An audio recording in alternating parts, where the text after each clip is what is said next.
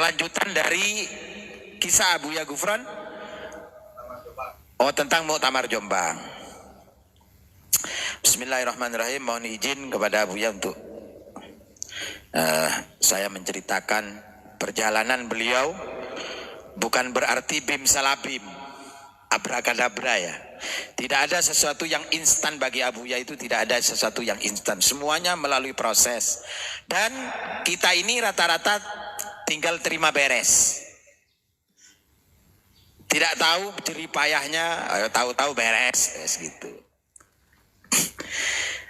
Beliau Abuya Gufron melakukan tabayun, melakukan pendekatan klarifikasi, mendatangi beberapa tokoh. Ketika tokoh itu diangkat menjadi panitia atau menjadi akhwa, tim akhwa. Di Nahdlatul Ulama itu, di Muktamar itu pasti ada tim akhwanya. Nah, ini diantaranya beliau mendatangi sowan kepada Mbah Maimun Zubair, yang mana pada saat itu diwakili oleh Kang Mujib dengan Gus Asep. Hadir sowan kepada Mbah Maimun dengan membawa apa yang telah dipesankan oleh Abuya Gufron. Salam takzim dari Abuya Gufron, menanyakan bagaimana, kenapa kok bisa sampai terjadi mufaraqah NU itu. Alhamdulillah, beliau al-maghfurullah Mbah Maimun Zubair menjawab salam beliau bahwasanya sanes kulo. Mbah Maimun menjawab, bukan saya.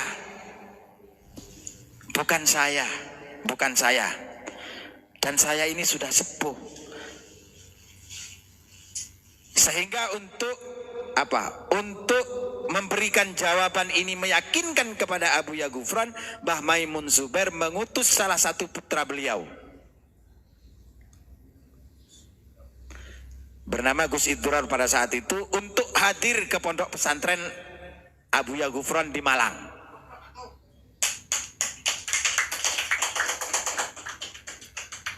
Dan dibicarakanlah di sana bahwasanya Mbah Maimun ini ikut mendorong, artinya memberikan dukungan kepada Abuya Gufron untuk melakukan tindakan-tindakan persuasif, bagaimana caranya bisa mengislahkan kembali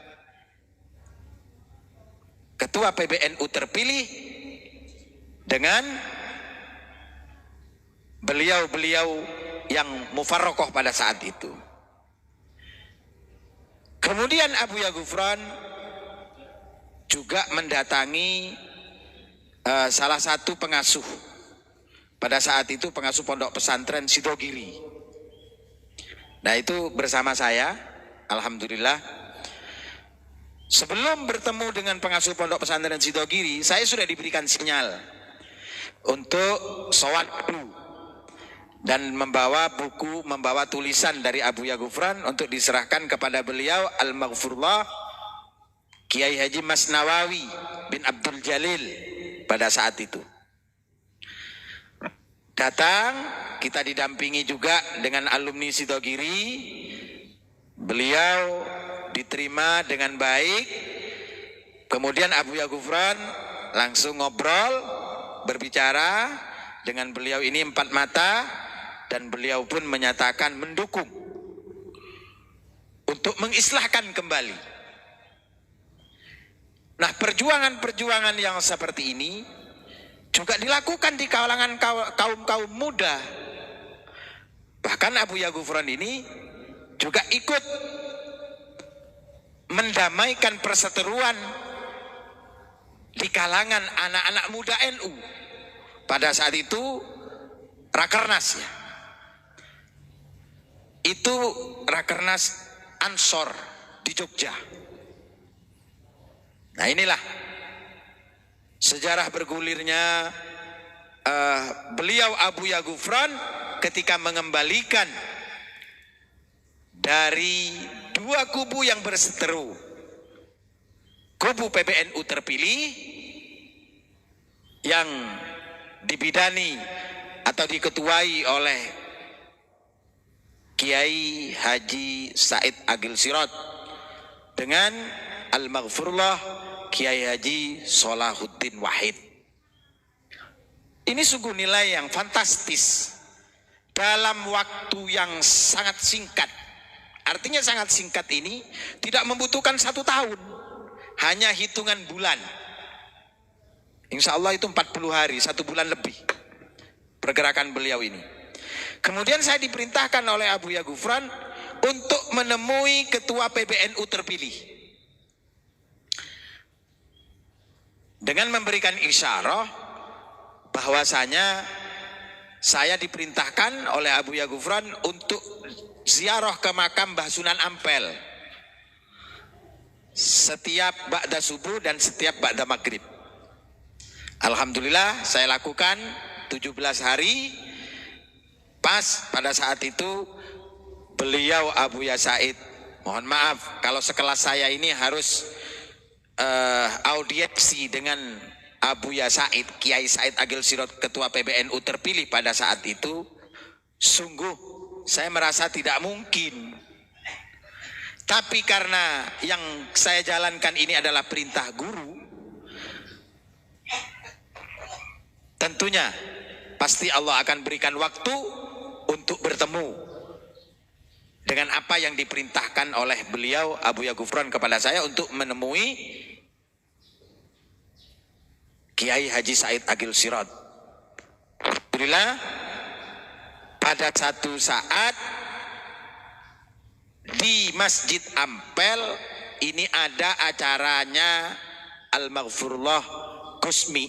Itu ada acara semaan Al-Quran dan tiko mantap. Pembicaranya, penceramanya adalah Kiai Haji Said Agil Sirot.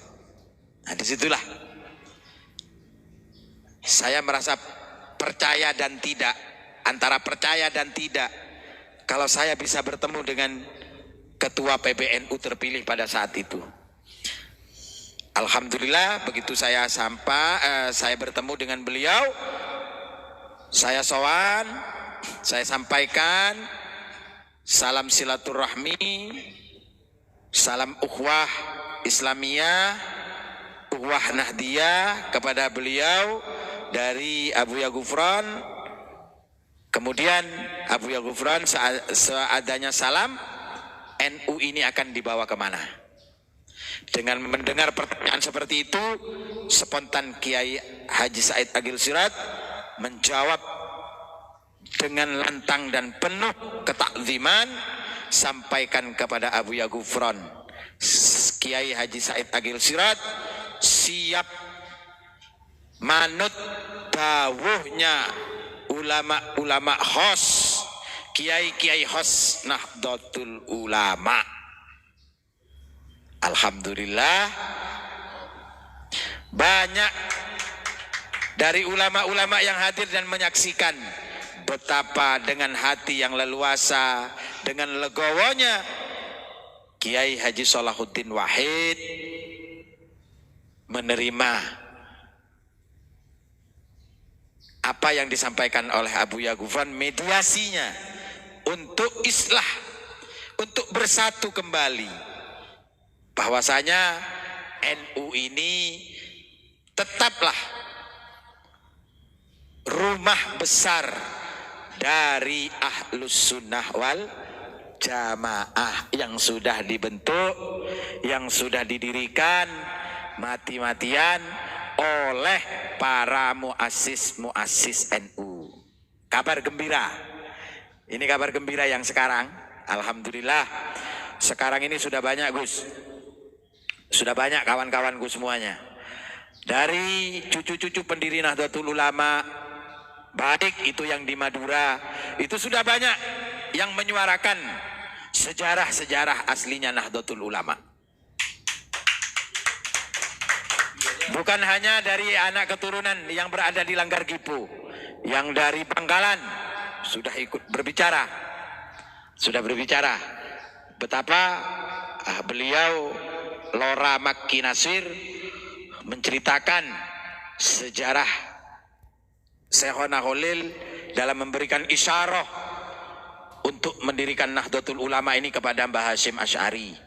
Juga dari anak keturunan para muassis yang berada di Surabaya juga sudah menyampaikan, di mana-mana sudah mulai digelorakan kembali bahwasanya ada jasa-jasanya para pendiri-pendiri NU, pendiri-pendiri embrio Nahdlatul Ulama ini, yang tidak menghilangkan jasanya Syekh Nawawi Al-Albani, tidak menghilangkan jasanya Kiai Mas Abbas, tidak menghilangkan jasanya Abu Armin, tidak menghilangkan jasanya dari ulama-ulama Jawa Barat, Jawa Tengah, bahwa semuanya ini adalah by data, semuanya dengan data.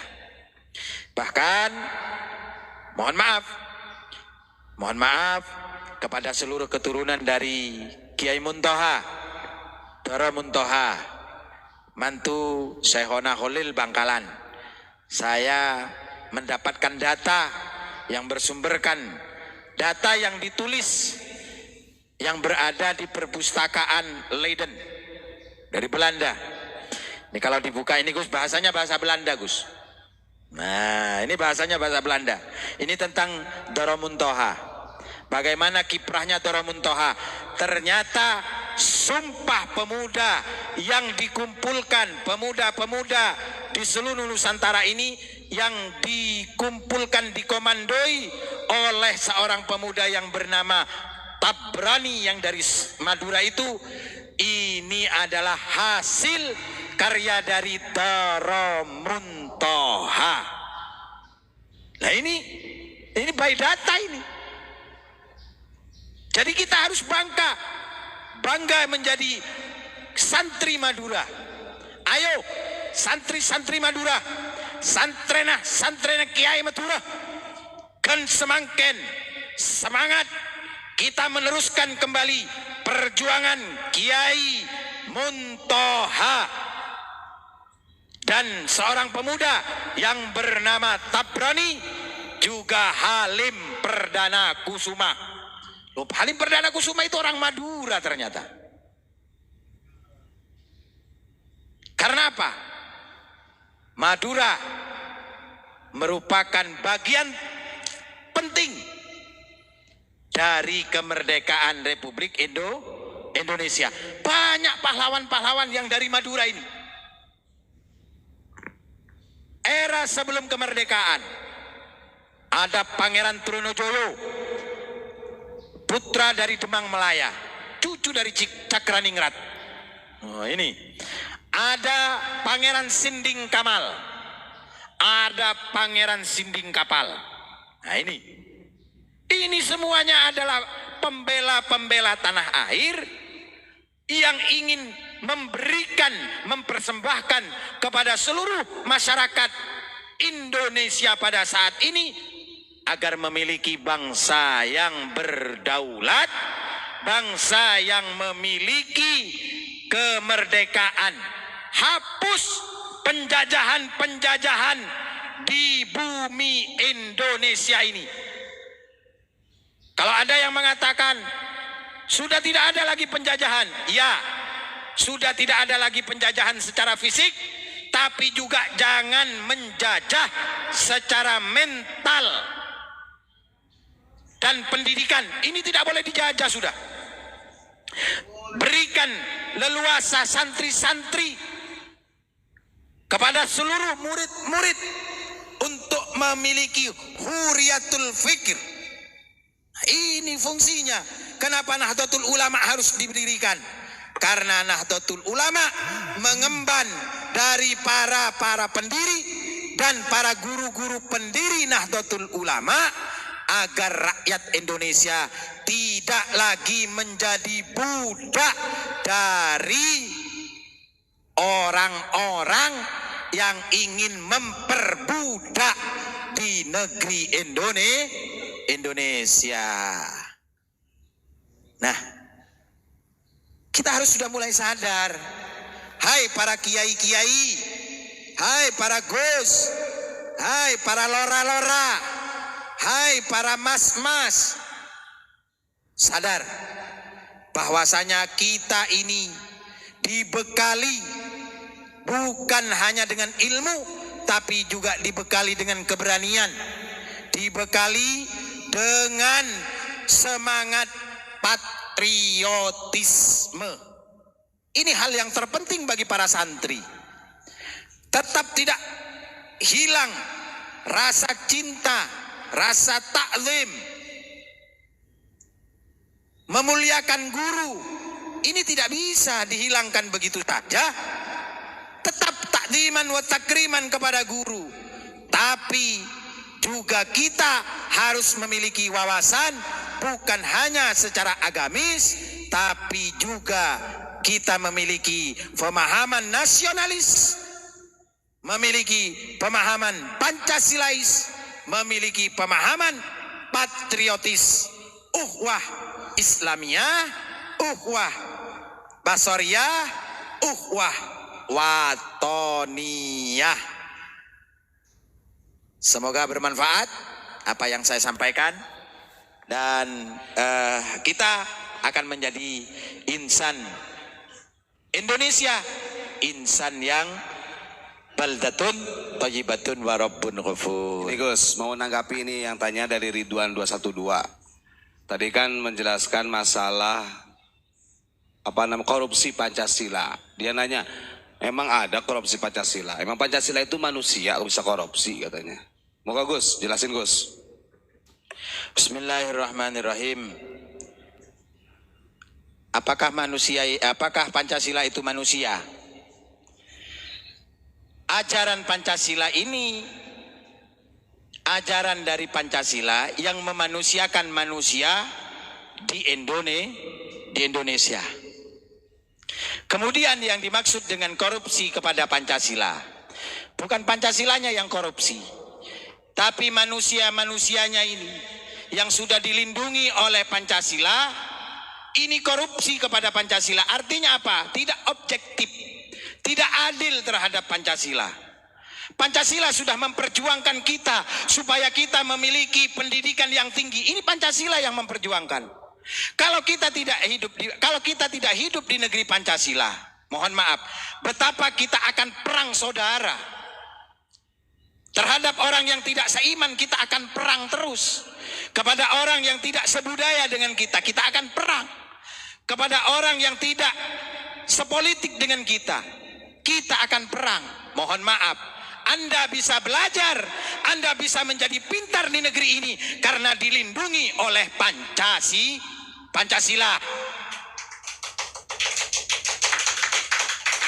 Anda bisa bermedsos pada saat ini dilindungi oleh Pancasila. Karena mencerdaskan kehidupan bangsa ini dilindungi oleh undang-undang yang bersumberkan kepada sumber hukum di Indonesia adalah Pancasila. Loh, ya jelas. Mohon maaf, sampai pakai logo 212. Kalau presiden kita diktator, nggak akan ada sisanya itu. Betapa presiden yang didemo, di istananya didemo. Sudah berapa presiden yang didemo seperti itu? Pak Harto didemo atas nama anak bangsa Indonesia. DPR, MPR dikuasai oleh mahasiswa seluruh Indonesia. Jatuh Pak Harto. Kemudian Abdurrahman Wahid, Kiai Haji Abdurrahman Wahid didemo. Ini atas nama apa? Atas nama Pancasila. Buktikan kalau Pancasila ini adalah gudangnya, rumah besarnya demokrasi. Bukan hanya orang intelektual saja yang mengaktualisasikan demokrasi ini berdasarkan Pancasila. Bahkan seorang santri sekelas Kiai Haji Abdurrahman Wahid mengaplikasikan jangan sampai ada tumpah darah. Saya ingat itu karena saya ikut dalam pembelaan Gus Dur ketika Gus Dur dikepung oleh BEM dari Monas depan istana itu. kami para santri-santri se-DKI Jakarta di bawah komando Kiai Haji Nur Muhammad Iskandar pada saat itu untuk melakukan pembelaan terhadap Gus Dur. Saya ditunjuk untuk orasi, melakukan pembelaan untuk Gus Dur ini. Dalam orasi saya masih ingat itu. Naik di mobil komando, itu saya orasi. Saya orasi pada saat itu, Gus. Saya tidak tahu itu, mereka itu berada di sebelah mana, tidak paham. Tidak paham saya. Ya, gitulah ya. Jangan hanya bangga karena kamu punya angka, gitu kan? Angka yang biasa di filmnya Wiro Sableng itu. Gitu kan? Kami ini sudah duluan melakukan demokrasi, itu sudah duluan. Bahkan mohon maaf, betapa desingan peluru, gas air mata itu di depan Trisakti, itu kita hadir itu dulu. Ya Allah, selamat ya. Karena memang kita ingat kita ini santri, ngapain ikut-ikutan yang seperti gini. Nanti yang kita ingat apa? Dawuhnya Kiai. Jangan sampai nanti di telinganya Pak Kiai kalau kita ikut demo. Karena apa? Karena pesantren itu sangat melarang, demonstrasi itu sangat melarang. Bahkan pasukan berani mati yang pencinta Gus Dur itu, baik itu dari Ansor, dari Banser yang datang dari Jawa Timur, mereka harus pulang sambil nangis, Gus. Sambil nangis itu. Pulang itu. Karena apa? Karena mereka sudah pamitan sama orang tuanya. Makanya lahir itu. Izinkan ayah, izinkan ibu, izinkan kami pergi berjuang di bawah kibaran bendera NU. Ayo maju, maju serba-serbu, serbu. Tidak kembali pulang sebelum kita yang menang. Netes di medan perang demi agama, ku rela berkorban demi negara, ku rela itu lagu itu untuk menyemangati kita orang pasukan berani mati yang datang dari seluruh pelosok Indonesia untuk membela Gus Dur. Tapi Gus, lagu itu malah diganti sama Oknum Habib, diganti jadi lagu Pejuang Pembela Rasulullah. Nah, itu namanya menjiplak. Menjiplak. Sekarang sudah bawa, kita siap mati demi Pancasila. Bagus. Tadi buktikan. Gitu, dibuktikan. Pancasila ini, mohon maaf, anak-anaknya Pancasila ini kalau tengkar, ini diingatkan oleh Pancasila. Ada ketuhanan yang Maha Esa, lakum dinukum waliyadin. Tidak sama ini, politiknya tidak sama. Ingat, masih ada Bhinneka Tunggal Ika. Artinya apa? Lana a'maluna walakum a'malukum. Jadi seperti itu. Ketika membela, saya masih ingat itu, Gus. Saya ikut orasi itu. Gus Dur adalah Presiden Republik Indonesia yang terpilih dan disahkan menurut konstitusi negara Republik Indonesia. Tidak boleh diturunkan di tengah jalan. Tapi Gus, waktu orasi pakai takbir gak? Tidak ada pakai takbir. Karena yang punya ijazah takbir itu perjuangannya hanya Bung Tomo. Bung Tomo itu mendapatkan takbir ini dari muassis NU. Mohon maaf, perjuangan 10 November itu seharusnya itu tanggal 9, Pak, bukan tanggal 10. Karena kata Mbah Hasyim Asy'ari, tunggu Tomo, ada satu ulama yang belum datang. Dari mana Kiai? Dari Cirebon. Siapa? Kiai Mas Abbas. Ternyata Kiai Mas Abbas bukan sendiri.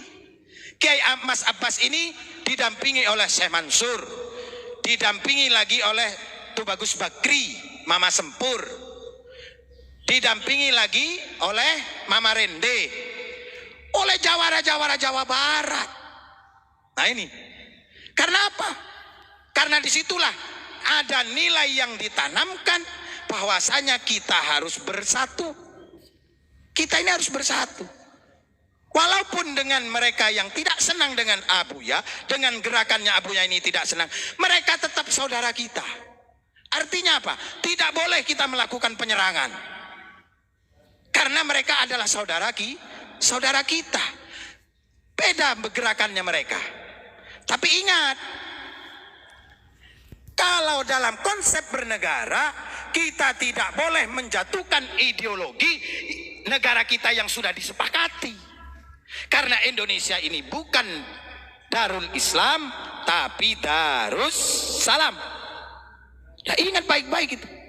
Makanya ideologi Pancasila paling pas. Sudah paling pas, sudah relevan. Bagi siapa saja yang menggunakan Pancasila. Mohon maaf.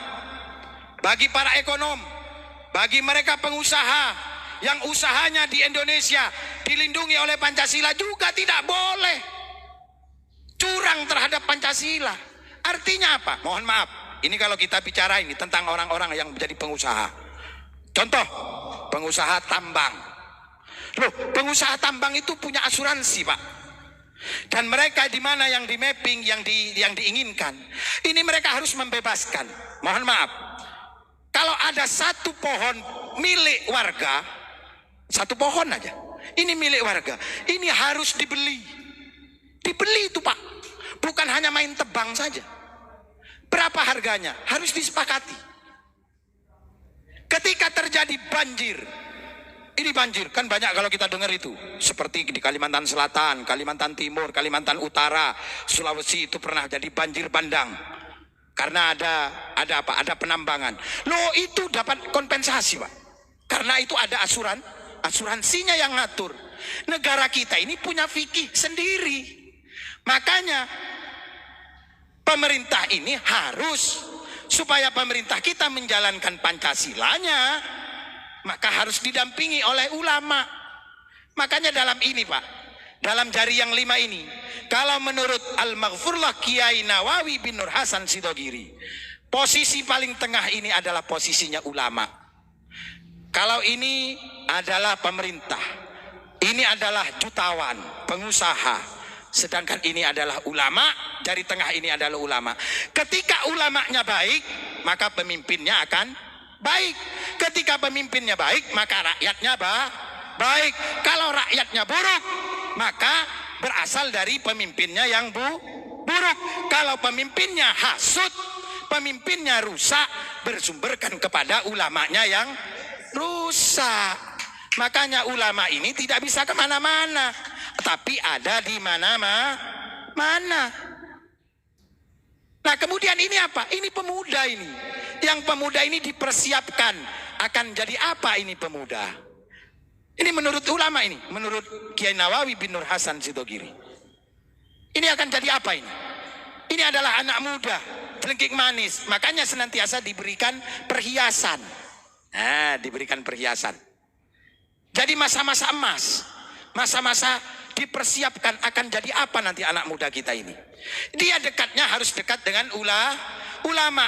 Sementara jari kelingking ini adalah wanita, perempuan, yang notabene perempuan itu adalah ibu.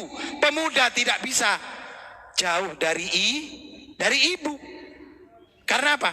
Karena nasihat, petuah, dan kasih sayang ibu yang akan menjadikan mental anak-anak muda menjadi pemimpin di Indonesia. Gitu loh.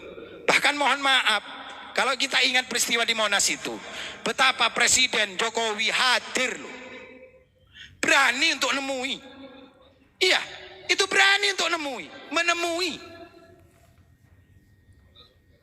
Karena apa? Karena Jokowi menganggap, Presiden Jokowi menganggap ini adalah anak-anak bangsa Indonesia yang memiliki rasa nasionalisme, yang memiliki ukhuwah Islamiyah, dan memiliki apa? Coba, memiliki jiwa Pancasila. Artinya apa? Beliau tidak menafikan dari rakyat yang berkumpul pada saat itu mereka akan berbuat onar. Tidak seperti itu. Nah, jika pemimpin-pemimpin ini sudah merasa, sudah memiliki norma-norma Pancasilanya, sudah dihayati dan diamalkan, fa insya Allah tidak akan korupsi terhadap Pancasila. Itu yang dimaksud. Gitu loh. Jadi bukan, Pancasila ini bukan orang. Ya memang bukan orang. Ini kan ajaran, ini kan ideologi. Jadi Anda ini dengan bertanya seperti itu, ya monggolah kalau ingin memperdalam tentang Pancasila, boleh datang, boleh ikut ngaji, silahkan. Bagus, ada pertanyaan seperti itu. Artinya apa? Pondok Pesantren Unik semoga bisa menjadi pioner dari pondok-pondok pesantren yang ada di seluruh Indonesia mengamalkan pemahaman Pancasila. Itu namanya demokrasi, Gus. Bukti contoh. Kita kok ini channel Unik Nusantara tidak menutup komentar. Bahkan ada komentar-komentar yang mencaci maki sekalipun, gitu kan? Itu dibiarkan saja, asalkan tidak menjadi spam. Ini betapa demokrasinya beliau mengajarkan kepada kita kan. Abuya Gufron itu mengajarkan demokrasi. Ini kalau live streamingnya orang lain, ada ujaran kebencian begini, dinonaktifkan Pak komentarnya. Ini apa? Nggak malu kamu sama Pancasila yang sering kamu katakan dengan Pancasila itu. Biarkan mereka bertanya, biarkan mereka menghujat, biarkan mereka mencaci maki. Daripada mereka mencaci maki yang lain, wes caci maki aja dengan Abuya.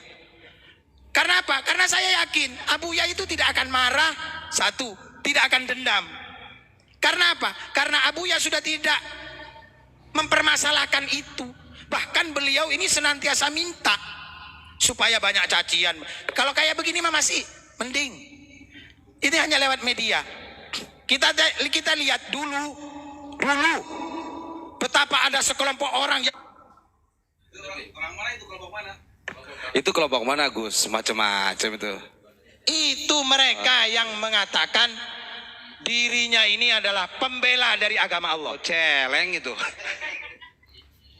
Nah ini pengen dibakar. Loh ya saya bilang sama pimpinannya, mohon maaf bukan kere-kere. Sama ketua lembaganya saya ngomong, kalau Unik jangan dibakar Pak. Sampai kubur hidup-hidup loh berani Unik. Unik ini tidak punya apa-apa Pak. Saya kasih tahu rahasianya. Gak punya dekengan Pak, gak punya. Coba aja silakan datang sampai bakar. Jadi seperti itu. Kami persilahkan. Datang-datangnya ya minta maaf Gus. Celeng. Yang kasihan yang bela. Bahkan Panglima Laskarnya saya datangi. Panglima Laskar mereka itu saya datangi Pak. Oh iya. Mereka mengatakan ini pondok pesantren sesat. Bahkan mohon maaf, ini ketua lembaga dakwahnya mengatakan begitu. Itu pondok pesantren sesat. Sesatnya kenapa? Itu laki-laki perempuan belajarnya campur. Loh saya bilang coba lihat pondok-pondok pesantren yang lain. Apa memang semuanya sudah bisa dipisah? Kalau pondok pesantren ini sesat, laki-laki campur mandinya, laki-laki perempuan campur, lah itu sesat. Atau tidurnya bareng, lah itu sesat. Ya kalau yang sudah suami istri tidur bareng Pak, wajib Pak. Bahkan mohon maaf Pak, ini Pak sudah lama ini tidak kumpul sama istrinya.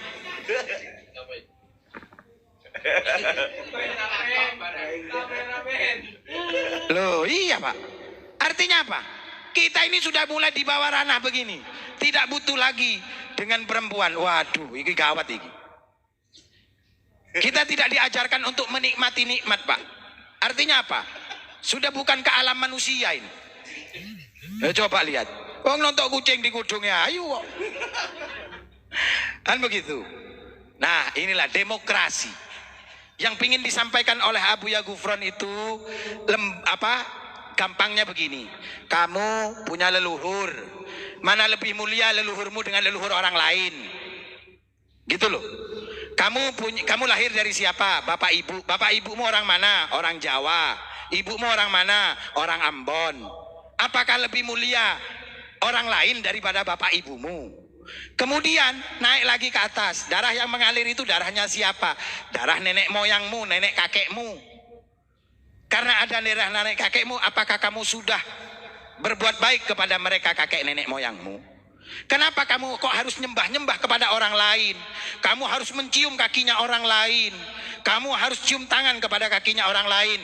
Kamu harus mengorbankan hartanya kepada orang lain. Tapi kepada ibu bapakmu, kamu tidak berbuat seperti itu. Ini yang ingin disampaikan oleh Abuya Gufron. Karena berhubung bahasa beliau ini terlalu melip, terlalu tinggi untuk dipahami, jadi seolah-olah kita ini diajari memusuhi orang lain. Betul. Kan begitu. Kita ini diajari untuk berbuat baik, berterima kasih kepada pahlawan-pahlawan yang sudah memperjuangkan kita supaya hidup merdeka, punya apa? Punya kedaulatan. Mohon maaf, coba tes. Datang kamu ke negeri tetangga, jauh-jauh, Malaysia, Singapura. Berbuat kamu seperti apa yang kamu perbuat di Indonesia ini. Saya ingin tahu mental dan nyalimu. Bukan mate, Gus. Begitu. Jadi apa yang dikatakan oleh Presiden Bung Karno itu, hujan emas di negeri orang lebih baik hujan batu di negeri sendiri. Masya Allah, saya hidup di perantauannya orang ini sudah di mana-mana, Pak. Saya sampai di Hong Kong. Di Hong Kong itu. Karena alamat yang ditulis ini tidak sama, Pak.